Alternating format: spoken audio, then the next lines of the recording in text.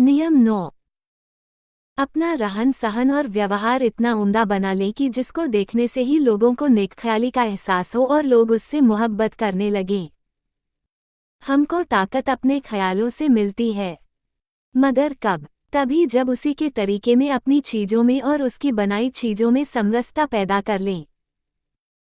व्यवहार शब्द का अर्थ इतना व्यापक है कि ये उस पूरे दायरे को घेर लेता है जो भूमा के बाद प्रकट हुआ है। ईश्वर के व्यवहार में समानता भी है, मगर एक विशेष अर्थ में। जैसे वो सभी को बराबर रोशनी देता है, सबको सांस लेने के लिए उसने हवा पैदा की है और बहुत सी ऐसी चीजें उसने बनाई हैं जो न केवल जिंदगी को बढ़ाने वाली हैं, बल्कि जिंदगी इन्हीं पर निर्भर है। इसे व्यवहार की समानता कहते हैं। योजक चिन्ह।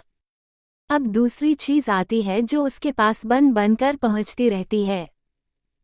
उसके साथ व्यवहार और तरह का होता है। स्पष्ट है कि मिट्टी से बनी हुई चीज जब सामने आती है तो इंसान की नज़र उस पर और तरह से पड़ने लगती है। मिट्टी से जब हम खिलौना बनाते हैं तो उसमें हमारा आकर्षण मिट्टी की तुलना में 1 गुना अधिक बढ़ जाता है। उसी तरह से जब इंसान बना बनाया उसके ईश्वर के सामने पहुंचता है तो उसकी निगाह कुछ और हो जाती है। बस 248। नियम 9। मालूम हो गया कि हमें अपने आप को ऐसा बनाना चाहिए कि उसकी नज़र हम पर ऐसी घूमे कि हम उस रोशनी को सीधे तौर पर लेने के लिए केंद्र बिंदु बन जाएं। ये व्यवहार कुदरत का है जिसकी हमें नकल करनी चाहिए। अब दैनिक जीवन में जो हमारे सामने है, हम ऐसे ही व्यवहार अदा करें जो उसने ईश्वर ने हमारे साथ किए हैं और कर रहा है। अल्पविराम। कुदरती व्यवहार व्यक्त कर दिए गए हैं और उनके प्रभाव भी हर चीज को देखने से प्रकट होते हैं। भिन्न भिन्न चीजों में भिन्न भिन्न रंग पाए जाते हैं। बगीचे में एक फूल खिलता है और उसका रंग लाल होता है।